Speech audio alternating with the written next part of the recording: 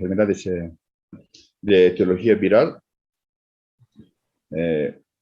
Como verán ustedes, esta es una patología también, ya en la actualidad, en su momento, si recuerdan, una también epidemia por el 2009-2010 de la influenza H1N1. En ese momento era una enfermedad considerada como emergente. Actualmente ya la consideran como una enfermedad de emergente, ¿no? Entonces, también ustedes este tema ya deben conocer.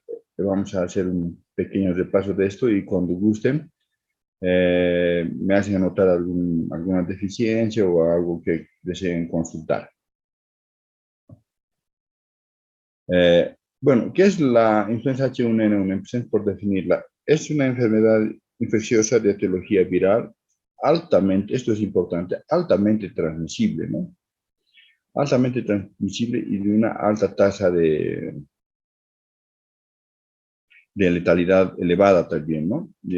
Entre lo más importante de esto es indicarles que es una enfermedad de elevada tasa de contagio, ¿no? Y es una enfermedad también como la que pasamos el día de ayer de notificación obligatoria.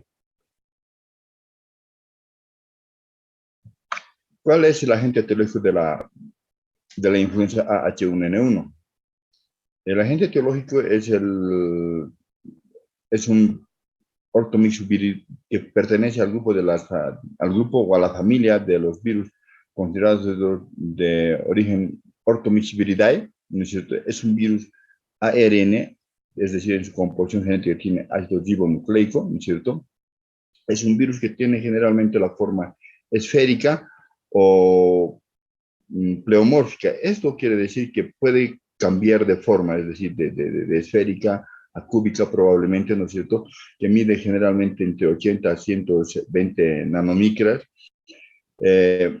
Es lábil, es decir, es termolábil. Quiere significar esto que es fácilmente destruida a la ebullición a 56 grados, ¿no es cierto?, por un tiempo de 3 horas. Y es también muy lábil, sensible, es decir, el virus se destruye, se inactiva cuando se expone a los antisépticos, como al hipoclorito de sodio, al yodo, a la formalina, ¿no es cierto?, logra ser destruido casi inmediatamente. De estas influencias, ¿no es cierto?, existen tres tipos, el tipo A, B, C, y los tres tipos de influenza A, B y C, ¿no es cierto?, desarrollan su patogenia, es decir, producen enfermedad en el ser humano. De estas, el que más ha afectado a la humanidad es el subtipo A. Y el subtipo A se caracteriza fundamentalmente ¿por qué? Porque tiene en su composición proteínas en su superficie, ¿no es cierto?, de dos tipos. Una es la hemaglutinina y otra es la neuroaminidasa. De ahí viene el nombre de influenza tipo A. H quiere decir que tiene en su composición hemaglutinina. ¿Cuántas? Una, ¿no es cierto? Y N viene de neuroaminidasa, que quiere decir que también tiene una neuroaminidasa. Es decir, el común denominador en estos es la hemaglutinina y la neuroaminidasa. El número que lleve, ¿no es cierto?, como sufijo, quiere significar el número de hemaglutininas o neuroaminidasas que refiere. Por ejemplo, la influenza aviar, ¿no es cierto?, que es H5N3, quiere decir que tiene 5 neuroaminidasas, ¿no es cierto?, y 5 hemaglutininas y una neuroaminidasa. Ahora, este virus tiene la característica durante su evolución, el ciclo vital del virus, ¿no es cierto?, se caracteriza porque presenta dos tipos de mutaciones. Unas son mutaciones genéticas menores, ¿no es cierto?, y otras son las mutaciones genéticas grandes, ¿no? Las mutaciones genéticas pequeñas, ¿no es cierto?, o pequeñas, se conocen con el nombre de deriva genética. Y las mutaciones genéticas grandes se denominan salto genético. ¿Dónde está la diferencia? En que las derivaciones genéticas menores, o los cambios genéticos menores, ¿no es cierto?, alteran la composición inmunológica ¿no es cierto?, de la superficie vírica. Es decir, alteran el número de hemaglutininas o alteran el número de neuroaminidasas. Este proceso es continuo. Es a estos saltos genéticos menores o deriva genética, ¿no es cierto?, que producen alteraciones o modificaciones en la superficie del virus, ¿no es cierto?, es decir, donde están localizadas la hemaglutinina y la neuroaminidasa, ¿no es cierto?, el que son los responsables de los brotes epidémicos de la enfermedad, ¿ya? Son responsables de los brotes epidémicos de la enfermedad. Este hecho es importante. En cambio, los saltos genéticos grandes, o también conocidos como saltos genéticos nada más, ¿no es cierto?, son responsables, ¿o qué producen? Producen cambios en la composición genética del virus, ¿no es cierto? Este proceso, afortunadamente, no es continuo. Y estos cambios genéticos o saltos genéticos grandes o mayores, ¿no es cierto?, son los responsables ¿de qué? Son los responsables de los brotes pandémicos de la enfermedad. ¿Ya? Entonces, ya conocemos, hay de tres tipos, tipo A, B, C, el que nos afectó fue en aquella oportunidad, el tipo A, con el subtipo de hemaglutinina 16, neuroaminidasa 1. Entonces, eso es importante para la denominación de los brotes epidémicos y pandémicos, ¿no? Ahora, desde el punto de vista de los antecedentes de las enfermedades pandémicas, ¿no es cierto?, porque esta sí fue una enfermedad pandémica, y uno de los países, perdón, más afectados en el continente latinoamericano fue, por ejemplo, México, ¿no?, con una gran incidencia y una gran tasa de letalidad, ¿no? Entonces, y estos brotes de la influenza ya anteriormente en la historia de la humanidad se presentaron. Por ejemplo, así que se estima que las primeras descripciones, ¿no es cierto?, de brotes pandémicos de influenza, ¿no es cierto?, ya fueron descritos por Zillenheim en 1510, ¿no? Y una de las más grandes brotes pandémicos, epidémicos y luego pandémicos fue precisamente la gripe española, que ocurrió entre 1918 y 1919, es decir, ya casi cuando concluía la Primera Guerra Mundial. Esta gripe, ¿no es cierto?, esta influenza, esta fiebre española, así conocida, se dice que tuvo teóricamente su origen en España, pero últimos estudios han demostrado que en realidad esta fiebre española tuvo origen en Estados Unidos y quienes diseminaron la enfermedad fueron precisamente los reclutas, o sea, los soldados que participaban en la parte final de la Primera Guerra Mundial, ¿no es cierto?, y que acantonaron precisamente en España. Fueron ellos los que originaron se contagiaron en Estados Unidos, y como fueron al frente de combate y se localizaron en la península ibérica, ¿no es cierto?, es allí donde se diseminó la enfermedad, ¿cierto? Esta es una de las más importantes porque tuvo una mortalidad aproximada en el mundo de 50 millones de personas, imagínense, todo un desastre mundial. Luego tenemos la gripe asiática, ¿no?, que ocurrió entre 1517 y 1957 y 1958, ¿no?, cuyo agente teológico fue la influenza tipo AH2N2, que quiere decir que tenía dos hemaglutininas y dos neuroaminidasas. Y finalmente, una de las más significativas, de influenza o gripe de Hong Kong. Entonces, esto ocurrió en 1968, entre 1968 y 1969. Cuyo agente teológico fue la influencia AH3, o sea, tres hemaglutininas y dos neuroaminidasas, ¿no?, dentro más significativo de las pandemias, ¿no? Ahora, esta enfermedad así definida, de alta letalidad, ¿no es cierto?, también afectó a Bolivia, pero con menor incidencia y menor prevalencia. Y actualmente son raros, o son muy escasos, no raros, sino muy escasos los casos que se pueden identificar y diagnosticar. Aunque actualmente más nos dedicamos a diagnosticar, eso tiene un sesgo, ¿no? Es probable que estemos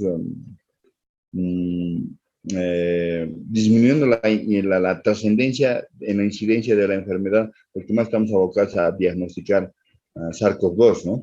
Es probablemente. Ahora, esta patología es una patología que tiene mayor severidad, mayor número de incidencia en los grupos de riesgo de nuestra sociedad, es decir, en los menores de 2 años y en los mayores de 60 años, desde el punto de vista de grupos etarios, afecta más y más severamente a las personas que tienen el sistema inmunológico deprimido, ¿no es cierto? Como por ejemplo los portadores de la infección por el virus de la inmunodeficiencia, VIH, los pacientes inmunodeprimidos por procesos neoplásicos, los pacientes inmunodeprimidos que utilizan en forma crónica corticoides, ¿no es cierto? Como los pacientes con enfermedades de etiología inmunológica no definida, como por ejemplo el lupus eritematoso sistémico, la esclerodermia, el Sjögren, enfermedad miscelar, artritis reumatoidea, ¿no es cierto? Entre esas, ¿no? Entre esas enfermedades de origen inmunológica, no, de etiología no definida.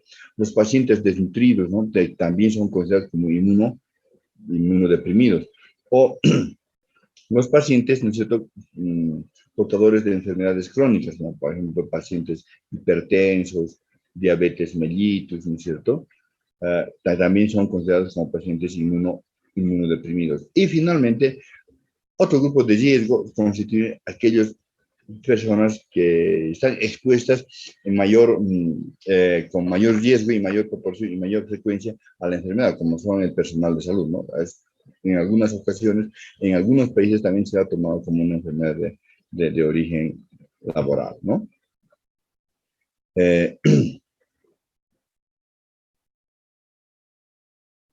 Desde el punto de vista epidemiológico, ¿qué debemos decir? Que el reservorio y el huésped de la enfermedad es esencial, en realidad es el hombre, ¿no? O sea, esto el hombre, les quiero significar que les menciono esto en sentido genérico, esto quiero englobar tanto al sexo masculino como al sexo femenino, ¿no? Nosotros no utilizamos el lenguaje inclusivo, ¿no? De acuerdo a lo que dice ya la Academia de la Lengua Española. ¿Y cuáles son los medios de transmisión de la enfermedad? Obviamente es una enfermedad, el virus se encuentra presente en las secreciones, ¿no es cierto?, respiratorias del huésped, o sea, del paciente que, que, que se ha afectado por el virus, está padeciendo la enfermedad, ¿no? En las secreciones respiratorias. Entonces, la principal vía de contagio va a ser, ¿no es cierto?, la vía directa interpersonal, a través de las microgotas salivales, ¿no? Y una vía de contagio indirecta será a través del contacto del susceptible, ¿no es cierto? ¿No es cierto? Que tiene contacto con superficies inanimadas, ¿no es cierto? O sea, contaminadas, ¿no es cierto? Con secreciones, ¿no es cierto?, de un paciente portador del virus, ¿no es cierto? Con contacto con objetos, material de escritorio, computadoras, todo aquello, ¿no? Que estén contaminadas con virus viables, ¿no es cierto?, de la patología. En un principio, en la enfermedad se han considerado siempre y hasta ahora un periodo de incubación, un periodo en este periodo de incubación, ¿no es cierto?, un periodo enantemático, exantemático o de estado de la enfermedad y finalmente un periodo de resolución de la enfermedad o de convalecencia. En el periodo de incubación en un inicio se decía que esta enfermedad mediaba entre 1 a 4 días. Posteriormente se vieron casos en que el periodo de incubación ya al final del brote pandémico, esto entre 2010, 2011, se pudo observar que el periodo de incubación mediaba, era más amplio y estaba entre 8 a 21 días aproximadamente, ¿no? Se vieron casos muy interesantes, inclusive en nuestra ciudad, ¿no? Y entre esto se tuvo que, como se tenía un periodo de incubación bastante prolongado, se tuvo que hacer estudios para determinar cuál era el periodo de mayor transmisibilidad de la enfermedad. Y se determinó que eran precisamente las últimas 48 horas del periodo de incubación y las primeras 48 horas del periodo de invasión, como los días de mayor probabilidad de contagio, porque la cantidad de número de virus en las secreciones del paciente era mayor, es decir, el inóculo Eso llamamos inóculo, o sea, la cantidad, la concentración del agente patógeno por ml de secreción biológica, en este caso de secreción respiratoria, ¿no? Ese es el periodo de mayor transmisibilidad de la enfermedad. Ahora, desde el punto de vista clínico, esta enfermedad tiene las formas clínicas de presentación leve, moderado y grave o severo. Ahora, nosotros aquí vamos a describir es un caso clínico de un caso moderado, ¿no es cierto? De un caso moderado que es lo más frecuente, ¿no es cierto? ¿Y cuál es el cortejo sintomático? Esta patología, empezar indicándoles que no tiene una sintomatología patognomónica. ¿Qué quiere significar esto? Quiere decir que no tiene un síntoma o un signo único que nos haga sospechar de la presencia de este paciente. Todo el cortejo sintomático que presentan los pacientes que son portadores del virus de la influenza A, H1N1 son concurrentes, es decir, son comunes a todas las formas de influenza, exceptuando algún pequeño indicio, ¿no es cierto?, como es que se dice que esta patología tiene una ligera diferencia con las otras influencias porque produce una gran alteración del estado general, es decir, prácticamente al paciente termina por tumbarlo, lo que no ocurre con las otras influencias, ¿no es cierto? O sea, esta influenza AH1N1, ¿qué hace? Lo postra al paciente, lo tumba, lo pone en cama por la gran mialgia alteración que produce, que probablemente lo único que la diferencia. Y esto generalmente ocurre entre el cuarto o sexto día de evolución de la enfermedad. Por lo demás, tiene casi la misma sintomatología. Es decir, va a cursar este paciente con ¿qué?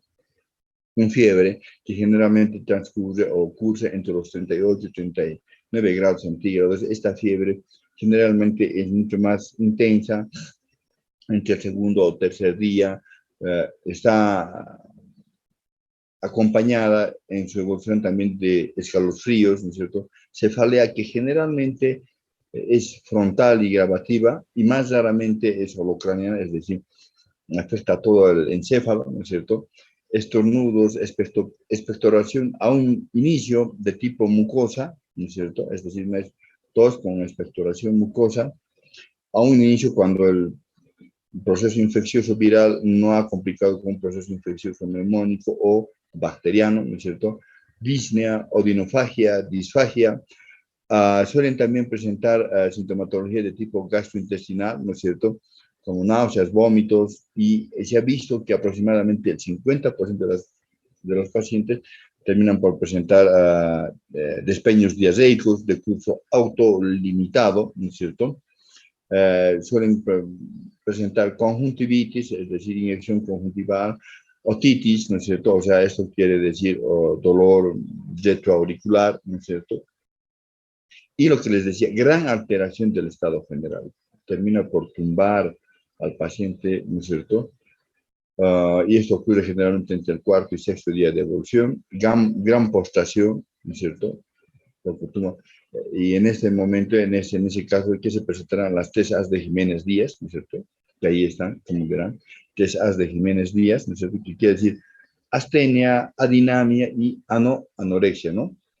Y de ahí, ¿por qué tiempo más o menos se extiende todo este proceso? Por unos 7 a 9 días en aquellos pacientes que no han terminado por presentar complicaciones de la vía respiratoria baja o febrinfecciones bacterianas, ¿no? Es decir, neumonía etiología viral o neumonía sobreagregada con agentes bacterianos, ¿no es cierto?, propios de cada región.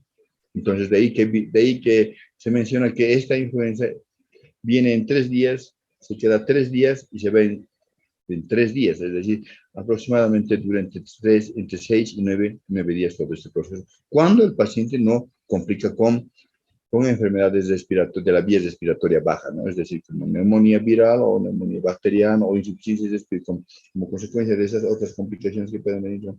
Insuficiencia respiratoria, ¿no es cierto? O distrés respiratorio, ¿no? Pero ya como complicaciones, ¿no? En ese caso, la enfermedad no durará los 9 días, ¿no? Su su evolución será más prolongada, ¿no? Y obviamente el pronóstico desfavorable, ¿no? Ahora, entonces nos toca realizar lo que es el diagnóstico. Entonces, el diagnóstico en esta enfermedad tiene que ser enfocada desde 4 puntos de vista. Uno desde el punto de vista epidemiológico, clínico, radiológico y desde el punto de vista etiológico de la enfermedad. Desde el punto de vista etiológico de la enfermedad. Estos son los 4 parámetros que tenemos que tomar. Desde el punto de vista epidemiológico es importante, jóvenes, esto se puede realizar, es sencillo, a través de una adecuada elaboración de una historia clínica. Una historia clínica adecuadamente realizada, es decir, tomar siempre en cuenta la procedencia y la residencia, ¿no es cierto?, y contactos del paciente, ¿no?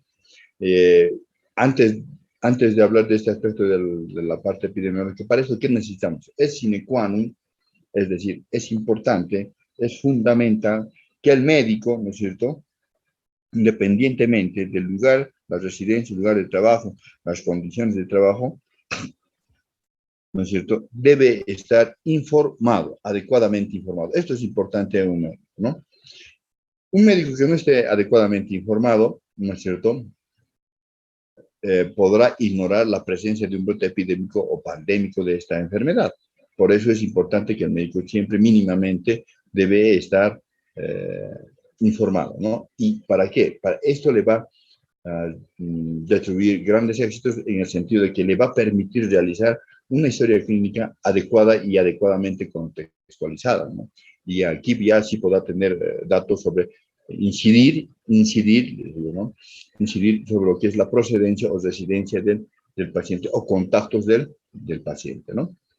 Desde el punto de vista clínico, hemos visto que no existen grandes síntomas o signos que sean propios de la enfermedad. Es decir, lo que más podemos rescatar es que esta enfermedad viene 3 días, se queda 3 días, se va en 3 días, pero mientras tanto ya sucedió todo, ¿no? Es probable que haya podido complicar. Entonces, ¿a qué recurrimos? Que esta enfermedad produce fiebre, cefalea, un cierto importante, muchas veces en el 50% de los pacientes, despeños diarreicos, náuseas o vómitos, ¿no es cierto? Y lo que es más fundamental, que la gran postración que produce en el paciente. Al paciente termina por tumbarlo y en este momento será característico las cesadas de Jiménez Díaz, que también es un signo o un síntoma concurrente a todas las patologías. Cesadas de Jiménez Díaz se piensa en todas las enfermedades, infecciosas o no infecciosas virales, bacterias, en todas, ¿no? Tampoco es patognomónico. Entonces, como tenemos que los más grandes síntomas son que la gran postración del paciente, ¿no? Y probablemente los despeños diarreicos, ¿no? Desde el punto de vista clínico, ¿no? Y o no buscando también si no existen complicaciones de esta patología, ¿no es cierto?, de la vía respiratoria baja, es decir, neumonía, que puede ser de distinta origen viral, bacteriana, ¿no es cierto?, o signos de insuficiencia respiratoria o distrés respiratorio. Desde el punto de vista radiológico nos va a orientar fundamentalmente la presencia de un patrón radiológico clásico de una neumonía viral, es decir, el patrón intersticial, ¿no? Es fundamental. Tendremos que buscar y vamos a ver alguna fotografía de aquello, ¿no? Desde el punto de vista virológico, es decir, cuando nosotros tenemos antecedente epidemiológico positivo para influenza A, H1N1, sospecha clínica a través de lo que hemos repasado, y o sospecha radiológica, las tres o una de las tres, ¿qué tenemos que hacer? Confirmar la presencia del virus en el sospechoso portador de la enfermedad, ¿no? Y para eso, ¿qué tenemos? Exámenes complementarios que sean obviamente inmunoserológicos, ¿no es cierto? Y los exámenes generales que son orientadores, pero que no son patognomónicos de la enfermedad. Entonces, ¿qué tenemos? Que en el hemograma, ¿qué podemos ver en una enfermedad infecciosa de etiología viral? Leucopenia, leucocitosis o neutropenia, ¿no es cierto? Hiperglucemia, ¿no es cierto? Elevación de los niveles de creatinemia, hipercreatinemia y elevación de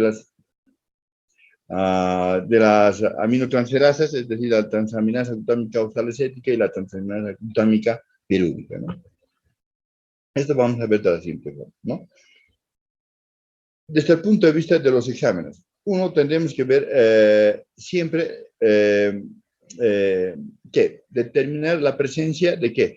De detección de anticuerpos en el paciente. Para eso que realizamos serología, ¿no? ¿Y qué determina? La presencia de inmunoglobulina IgM, ¿no es cierto?, específica para el virus, ¿no es cierto? O IgG, estas pruebas tienen alto sesgo de variabilidad. Es por eso que no se toma mucho en cuenta, ¿no es cierto?, y no son muy fidedignos para realizar una buena impresión diagnóstica. Entonces, en consiguiente, ¿qué hacemos? Preferimos, ¿no es cierto?, realizar solicitudes laboratoriales por inmunofluorescencia directa o indirecta para la detección de la presencia de antígenos, ¿no es cierto?, de influenza H1N1. Entonces, la determinación de anticuerpos está postergada porque tiene un enorme sesgo con otras patologías. No es recomendable proceder a la solicitud de este tipo de examen. Lo que sí procedemos es a solicitar la determinación de la presencia de antígenos del virus, ¿no es cierto? De antígenos del virus, ¿no es cierto?, en el torrente sanguíneo o en las secreciones biológicas de la vía respiratoria del paciente, ¿no es cierto?, a través de la inmunofluorescencia indirecta o directa para influenza A H1N1. Y determinar, ¿no es cierto?, la presencia del material genético del virus a través del examen en secreciones biológicas de la vía respiratoria alta, ¿no es cierto?, para la detección del PCR, ¿no?, reacción en cadena de la polimerasa en tiempo real para influenza AH1N1, y finalmente el cultivo viral, que también es posible hacer. ¿Y cuál es la prueba de mayor rentabilidad diagnóstica y rapidez? El cultivo viral, ustedes verán, siempre tiene un problema, la demora que se tiene, mínimamente entre 48 a 72 horas. Entonces, aquello no es procedente en pacientes que estén en una etapa de evolución clínica en periodo de estado y un tipo moderado o que pueda ser una clase clínica grave, ¿no es cierto? Entonces, aquello no es muy prudente. Entonces, ¿qué realizamos? La determinación del material genético del virus en secreciones respiratorias. Para eso, ¿qué realizamos? El hisopeado, ¿no? El hisopeado, ¿no es cierto?, el hisopeado de la nasofaringe en el paciente. Y para eso, ¿qué requerimos? Primero que necesitamos un personal de salud, puede ser médico, enfermera, ¿no es cierto?, capacitados, o obviamente lo ideal sería un personal técnico de laboratorio clínico, capacitado en la toma de muestras. Y como verán, este no es un procedimiento de muy alta complejidad, es sencillo que nosotros tranquilamente podemos realizar en una consulta externa o en un paciente hospitalizado o en un paciente ambulatorio. Es similar a lo que se hace ahora para el SARS-CoV-2, ¿no? Entonces tenemos que tener un personal capacitado, ¿no es cierto? Además, este debe estar ya protegido contra el virus, ¿no es cierto? Este es una enfermedad inmunoprevenible, ¿no es cierto? Y portar adecuadas medidas de bioseguridad, ¿no? Son los tres elementos fundamentales, ¿no? Además, requerimos del material de escritorio, ¿no es cierto? La ficha epidemiológica del paciente, contacto, procedencia, ¿no es cierto?, edad, todo lo que requiere la ficha epidemiológica. Además de esto, necesitamos el medio de transporte viral, el MTB, quiere decir el medio de transporte viral, ¿no es cierto? Y el procedimiento adecuado para la referencia de la muestra, es decir, el achuntado que les decía el día de ayer. Para esto, lo primero que hacemos es colocar al paciente en una adecuada posición, ¿no es cierto? Puede ser en decúbito dorsal o sentado, de preferencia, siempre se prefiere la posición sentada del paciente, ¿no es cierto? Como material les requerimos de una sonda Hay dos procedimientos que se pueden hacer para la toma de muestra nasofaringea. Una es a través de una sonda nasogástrica, ¿no es cierto? ¿No es cierto? Con aspirado, microaspirado, ¿no es cierto? Y otra técnica es a través del hisopado. En esta vamos a proceder a repasar cómo se puede tomar una muestra a través de un microaspirado nasofaríngeo. Para aquello que necesitamos. Primero, el paciente sospechoso de la enfermedad, sentarlo, ¿no es cierto? Es la mejor posición. Dos, necesitamos una sonda nasogástrica pediátrica, una sonda K33 o K31, ¿no es cierto? Y que es de costo bajo, económico y en condiciones de esterilidad. Conectar esta sonda, ¿no es cierto?, para el aspirado a un equipo de microaspirado externo, ¿no es cierto?, Y esto generalmente no disponemos. Entonces, como alternativa a eso, podemos conectar esta sonda K33, sonda nasogástrica K33, que se utiliza generalmente en neonatología, ¿no es cierto? K33 o K31. Conectar esta sonda a una jeringa de 20 ml de preferencia, porque tiene mayor capacidad de aspirado, conectar, ¿no es cierto? Introducir esta sonda así conectada, ¿no es cierto? Aún por una de las fosas nasales hasta que el extremo distal de la sonda nasogástrica tenga contacto con la nasofaringe, ¿no es cierto? ¿No es cierto? Con la nasofaringe. Y cuando tenemos evidencia que ha tenido contacto la parte distal de esta zona nasogástrica con la nasofaringe, cuando el paciente tiene un reflejo de oxígeno. Entonces, en este momento, ¿qué hacemos? Procedemos a aspirar la muestra de la nasofaringe. Este microaspirado que realizamos, agarramos, retiramos, ¿no es cierto? Y depositamos en un tubo de ensayo que contenga el medio de transporte viral, ¿no es cierto? Y cerramos herméticamente. Este depósito del material obtenido tiene que ser una cantidad aproximadamente de 3 a 4 ml. Tenemos que evitar que sea violento, rápido, ¿no? Tiene que ser delicado, evitando la producción de burbujas, ¿qué? Para evitar la destrucción viral, ¿no? Esto es importante. Otro método es, como les decía, el hisopado nasofaríngeo, ¿no? Que ayer repasamos algo. Igual, la mejor posición en esto, para esto es la posición de sentado en el paciente, ¿no es cierto? ¿Qué necesitamos para esto? Un hisopo, ¿no es cierto? Un hisopo. En realidad necesitamos 3 hisopos. ¿Por qué? Un hisopo para cada fosa nasal y otro, el tercero, el último, para la toma de muestra por la vía orofaringea, no nasofaringea, ¿no? O sea, tenemos 2 muestras nasofaringeas y una muestra orofaringea, ¿no? Este hisopo de preferencia debe ser de material de Dacron, debe estar empapado en MTB, es decir, en medio de transporte viral, con el tubo de ensayo que contenga un medio de transporte viral. ¿Cómo se procede? El paciente se introduce el hisopo casi paralelo al piso de la fosa nasal, ¿no es cierto? Y se llega hasta la nasofaringe. Cuando tenemos conocimiento de certeza de que estamos en contacto con la nasofaringe, con el hisopo está en contacto con la nasofaringe, cuando ese tiene un reflejo de oxígeno, ¿no es cierto? En ese momento procedemos a rotar que 360 grados, ¿no es cierto? Y ya tiramos con bastante cuidado, procurando de que este hisopo no tenga contacto con las paredes de la fosa nasal. Así tomado, se retira el hisopo, se deposita en el tubo de ensayo que contenga el medio de transporte viral, se asegura por rosca herméticamente y es achuntado, ¿no es cierto?, para ser referido a un laboratorio inmediato superior. De la misma forma se procede con la fosa nasal contralateral y finalmente la tercera muestra se toma a través el paciente también sentado, ¿no es cierto? Como se invita a que pueda abrir la cavidad oral, se introduce el hisopo hacia la orofaringe, ¿no es cierto? Se hace un rote en aquel instante, ¿no es cierto? En que tenga el hisopo, ¿cierto? La región distal del hisopo tenga contacto con la orofaringe, se procede a rotar 360 grados y se retira, evitando que tenga este hisopo contacto con las paredes de la cavidad bucal y se introduce también al tubo de ensayo, ¿no es cierto?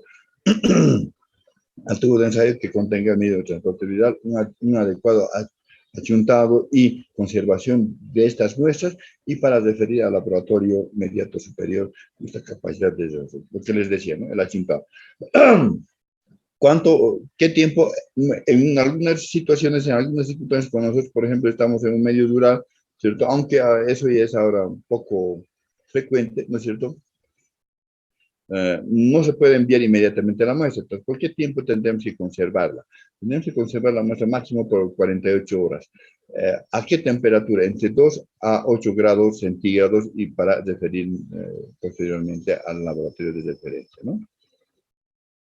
El parámetro radiológico. Este es el parámetro radiológico, este es lo que ustedes han debido ya llevar en lo que es imagenología con el doctor Ariel Torres Quintana, que en la neumonía básicamente se presentan 3 patrones radiológicos. Uno es el patrón bronconeumónico, ¿cierto? O a focos múltiples, exudados múltiples. Otro es el patrón neumónico o de broncograma aéreo, ¿no es cierto? Y este es el tercer patrón, el patrón de la neumonía que afecta no al alveolo, sino al intersticio del tejido pulmonar. Y este es el patrón característico, es el patrón intersticial, ¿no? De una neumonía de etiología viral, ¿no? Entonces, este es el patrón radiológico, que afortunadamente ahora con esta coyuntura, con este proceso, con esta coyuntura de pandemia, ¿no es cierto? En casi en todos los centros de establecimientos de salud rural también ya contamos con exámenes de rayos X, ¿no? Y entonces sería bueno que ustedes puedan apreciar esta placa radiográfica que es característica de un patrón intersticial de una neumonía de etiología viral, ¿no? Esta ya es una placa radiográfica ya de un paciente que ha complicado, ¿no es cierto? Con algo catastrófico, generalmente catastrófico, una elevada tasa de mortalidad. Más del 90%, 95% llegan a fallecer los que llegan a esta etapa. Como verán, este ya no es un patrón intersticial, este es un patrón de broncograma, es un patrón de exudados múltiples en ambos campos pulmonares, ¿no es cierto? De bronconeumonía se llama, ¿no es cierto? Que se conoce con el nombre de síndrome de distrés respiratorio del adulto, ¿no? Síndrome de distrés respiratorio del adulto, por ejemplo, aquí podrán ver que este paciente tiene cardiomegalia, exudado de la placa está prácticamente invadida de abundantes secreciones, ¿no es cierto? Lo que llamamos en radiología exudados blandos apicocaudales, es decir, desde el vértice hasta la base del pulmón, ¿no es cierto? Desde el vértice hasta la base del pulmón, bilateral en ambos pulmones, campo pulmonar derecho, campo pulmonar izquierdo, ¿no es cierto? Y los exudados múltiples, ¿no es cierto? Este es, es un patrón de bronconeumonía, y estas otras lesiones hiperclaras que ven acá son los electrodos con los cuales se están monitoreando al paciente, ¿no? ¿No? Esto es otra placa de bronconeumonía, exudados múltiples, fíjense, están afectados ambos pulmones a predominio, ¿no es cierto?, de los lóbulos medios de ambos campos pulmonares, ¿no? En distrés respiratorio también del adulto, ¿no? Y lo que les decía, las características laboratorias de los pacientes, ¿no? Que habíamos mencionado, ¿no?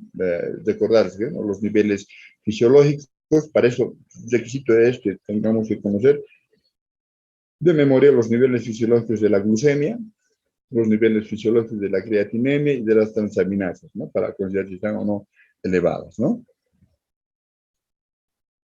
Y el diagnóstico diferencial. Esta enfermedad así presentada hay que diferenciarla de otras patologías, como de una neumonía de etiología bacteriana. Yo creo que en el transcurso del año vamos a ir repasando esto, de la bronquiolitis, el resfriado común y la crisis asmática, ¿no? Entre aquellos, ¿no? Por ejemplo, ¿cómo podemos diferenciar de una crisis asmática? Ya saben, aquí han debido eso llevar en neumología, ¿no es cierto? A las auscultaciones es el simple hecho de que todo lo que silba es asma, ¿no es cierto? Todo lo que silba a la auscultación desde el punto de vista neumológico se considera como asma, obstrucción de la vía respiratoria alta, ¿no? Y una neumonía bacteriana a través de la radiología y de la clínica, ¿no? El síndrome de condensación completo, estertor, todo, que vamos a ir repasando cuando hablemos de neumonías, ¿no? Y el tratamiento. A diferencia de lo que es, de lo que representa, constituye, atravesamos actualmente por esta pandemia, ¿no es cierto? Aquí tenemos que, es cuando ingresamos a la pandemia por influenza H1N1, conocíamos a la gente etiológica, conocíamos. Además que de conocer a la gente etiológica de la enfermedad, que es el hecho más importante desde mi punto de vista, también esto significa, o equivale a decir que existía la probabilidad de tratamiento específico. Es decir, ingresamos a la influenza a la pandemia de la influenza H1N1 conociendo a la gente etiológica y obviamente conociendo que este sí tenía un tratamiento específico, o sea, un antiviral específico para la influenza H1N1. Y en este grupo tenemos que mencionar que hay dos grupos de antivirales que afectan a este virus, ¿no es cierto? Uno son los inhibidores de la proteína M2, ¿no es cierto? Y otros son los inhibidores de la neuroaminidasa. Los inhibidores de la proteína M, ¿no es cierto? Los medicamentos que más han sido utilizados en los anteriores brotes epidémicos o pandémicos, ¿no es cierto? Son los principios activos de la amantadina y la dimantadina. Más que la dimantadina, la amantadina. Y por aquel entonces aún teníamos en circulación algunos antigripales, entre comillas, que tenían este principio activo de la polihidrato de amantadina. ¿Cuál era? Este era el Cheracol, que venía de Laboratorios Chile, ¿no? Con excelentes resultados. Este grupo de antivirales, ¿no es cierto?, que son los inhibidores de la proteína M, tiene una limitación, que desarrollan muy frecuentemente, más frecuentemente que los inhibidores de la neuroaminidasa, ¿no es cierto?, desarrollan resistencia al virus. Entonces, por aquello se indica, se recomienda que se debe, de preferencia prescribir o tratar a los portadores de la influenza H1N1 con estos, con el proyecto de amantadina, cuando se producen brotes pequeños, de brotes epidémicos, ¿no es cierto?, de esta patología. Es decir, cuando existen brotes epidémicos, por ejemplo, institucionales, ¿no? O de barrio, o de una determinada zona de una ciudad, ¿no? Entonces, es decir, se lo puede utilizar tanto en la parte preventiva como en la parte terapéutica, es decir, en la prevención y en el tratamiento de la enfermedad, ¿no? Y, por ejemplo, de hecho, este método de tratamiento fue utilizado en Inglaterra con muy buenos resultados, ¿no? Y en nuestro medio también hicimos un trabajo con los internos del Bracamonte. Algunos adquirieron la enfermedad, obviamente en su trabajo diario, y los tratamos con el popular Cheracol, con el proyecto de amantadina, ¿no? Y finalmente tenemos los inhibidores de la neuroaminidasa. En este tenemos dos principios activos. El oseltamivir, que viene en comprimidos de 75 miligramos, viene en cápsulas de 75 miligramos, y el zanamivir, que viene en PUC, ¿no es cierto? Estos medicamentos tienen muy buena tolerancia, ¿no es cierto? ¿Qué problemas tienen? ¿Cuáles son las limitaciones? Que la disponibilidad en aquel momento era escasa. Actualmente ya es de uso regular, ¿no es cierto? Hay para uso regular. Son poco tolerados desde el punto de vista de los pacientes que tienen alteración hepática, por su metabolismo hepático, y son de eliminación exclusiva renal. Es decir, en aquellos pacientes que tengan cierto grado de disfunción renal, habrá que tener cuidado en la prescripción de estos medicamentos, hacer un buen seguimiento de la función renal, ¿no es cierto? ¿Qué otro problema tiene? Que se ha visto que producen en los pacientes que son trasplantados, que han recibido trasplantes de órganos, produce rechazo al órgano injertado, ¿no? Y durante la prescripción en embarazadas y lactantes no se tienen antecedentes deleterios hasta ahora, ¿no? Los esquemas de tratamiento son estos.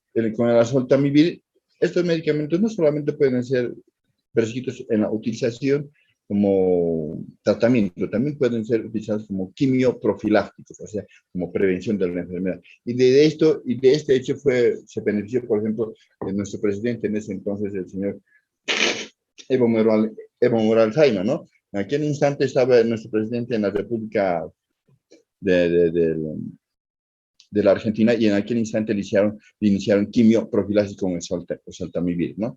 Y la dosis quimioprofilástica del oseltamivir es 75 miligramos cada día, administrados por 7 a 10 días. Y la dosis terapéutica es de 75 miligramos, ¿no es cierto?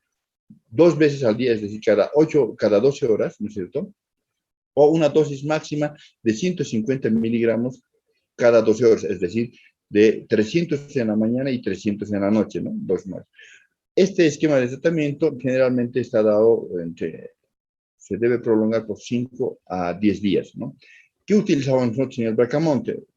Preferíamos ir a las dosis máximas, es decir, 150 miligramos cada 12 horas, ¿no? Por 5 a 10 días. Inclusive hemos llegado a utilizar hasta por 13 días este medicamento, ¿no? Con adecuada respuesta al plan terapéutico, ¿no? Y El otro grupo farmacológico es el zanamivir. Este viene en PUB, como les dije, ¿no es cierto? Esto también se puede prescribir como profilaxis, ¿no es cierto? En 2 inhalaciones, ¿no es cierto? Por día, ¿no es cierto? Por 7 a 10 días en niños que estén mayores de 5 años. Menores de 5 años no deben utilizar este medicamento por el deterioro que produce en la orofaringe. Ahora, en los mayores de 7 años, ¿no es cierto?, se debe prescribir, ¿no es cierto?, 2 inhalaciones 2 veces al día. ¿Por qué tiempo? Por 5 días. ¿Cuáles son los efectos colaterales? Lo que se ha visto es que produce bastante broncoespasmo, ¿no es cierto?, náuseas, vómitos y vértigo. Entonces, por aquel hecho, este principio activo es poco utilizado y, de hecho, en el Barca Mountain Union medio hemos llegado a utilizar, porque además no teníamos el principio activo, ¿no? Esta presentación, personalmente no la conozco.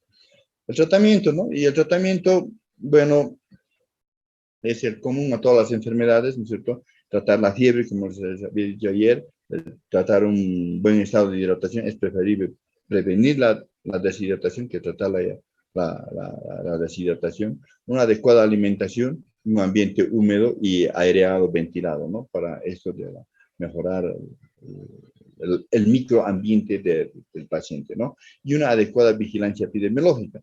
Básicamente, en los pacientes que no han complicado. En los pacientes que han complicado con neumonía bacteriana, hacer el tratamiento antibacteriano correspondiente de acuerdo al cultivo antibiograma, ¿no es cierto? Y en los pacientes que hayan, además de haber complicado con neumonía bacteriana o neumonía viral, o sea, realizar el tratamiento de insuficiencia respiratoria cuando no hemos cumplido. Esto ya significa terapia intensiva. O si el paciente ha complicado a más de insuficiencia respiratoria, ha progresado a síndrome de distrés respiratorio, síndrome de distrés respiratorio del adulto, es decir, esto ya requiere ventilación. Insuficiencia respiratoria y distrés respiratorio es para terapia intensiva, para ser tratado en terapia intensiva en ventilación mecánica, ¿no? Asistencia respiratoria mecánica, ¿no? En los pacientes complicados. Eso ya de otro nivel, de tercer nivel de atención, ¿no? Y finalmente, hablar un poco sobre las complicaciones. Las complicaciones que produce la influenza H1N1 pueden ser clasificadas en dos grupos, en pulmonares y extrapulmonares.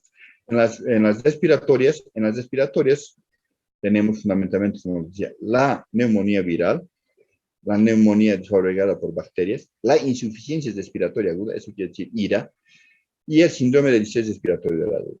Entre las complicaciones extrarrespiratorias del paciente, que es frecuente, hemos visto muchas veces, más de una vez, ¿no es cierto?, síndrome de Guillain-Barré, es decir, una parálisis ascendente, ¿no es cierto?, ¿no?, de ascendental, ¿no es cierto?, a reflexia absoluta, ¿no es cierto?, que puede llegar a comprometer hasta a nivel del centro respiratorio y finalmente evitar el paciente por paro respiratorio, por afección del centro de la respiración que se encuentra, usted sabe, en el bulbo raquídeo que haya ventral, ¿no es cierto? Las abdomiólisis, ¿no es cierto? Es por mismo aquello que están elevadas las transaminasas, ¿no es cierto? El síndrome de Reyer, ustedes saben que se trata de una patología, afortunadamente, con muy escasa incidencia y prevalencia, ¿no es cierto?, que se caracteriza por una encefalopatía, ¿no es cierto?, secundaria a una enfermedad hepática, secundaria se aduce a una adecuada prescripción o dosificación del ácido acetilsalicílico, aspirina. Por aquel hecho, el antitérmico más frecuentemente utilizado es la aspirina, el paracetamol, ¿no? Miocarditis, ¿no es cierto?, que se han detectado casos, o sea que generalmente más frecuentemente se caracterizan porque el paciente presenta altos niveles de frecuencia cardíaca superior generalmente a 120, siempre de tipo sinusal, ¿no es cierto? Y finalmente el choque séptico o tóxico, ¿no es cierto? Entre las complicaciones extrarrespiratorias de la enfermedad. Y como les decía, esta es una enfermedad inmunoprevenible. Esta es la tríada clásica del síndrome de distrés respiratorio del adulto, ¿no? Disnea de presentación aguda, una hipoxia refractaria al tratamiento con oxígeno. ¿Qué quiere decir? Y eso se llama hipoxia hipoxémica. Admitamos al paciente con distrés respiratorio que esté cursando distrés de oxígeno y en vez de incrementar la saturación de oxígeno, desciende la saturación de oxígeno. Eso es hipoxemia refractaria a la oxigenoterapia, ¿no? E infiltrados pulmonares bilaterales, como habíamos visto en las placas radiográficas previas, ¿no? y la vacunación, ¿no? La vacunación, ¿no es cierto?, se debe practicar a todos los menores de 2 años de prioridad y a los mayores de 60 años. ¿No es cierto? Ahora actualmente esta vacunación es regular, se hace anualmente. Esas vacunas son actualizadas actualmente, anualmente, es decir, no todos los años les administra toda la misma vacuna del año previo, sino se actualiza de acuerdo a la circulación de las nuevas cepas, de acuerdo a la deriva genética, ¿no? De acuerdo a la deriva genética, es decir, de cuánto neuroamilasa, de cuánta neurotropina tiene, porque eso se va modificando anualmente por la mutación del virus, ¿no? Eso sería todo. Muchas gracias. Si tienen alguna consulta a los señores, estoy presto a absolverles. Bueno, al no existir, entonces nos vemos la próxima clase, jóvenes, el día lunes. Que tengan un buen resto de jornada y una excelente semana. Buenos días, hasta la próxima clase. Profesor, buenos días.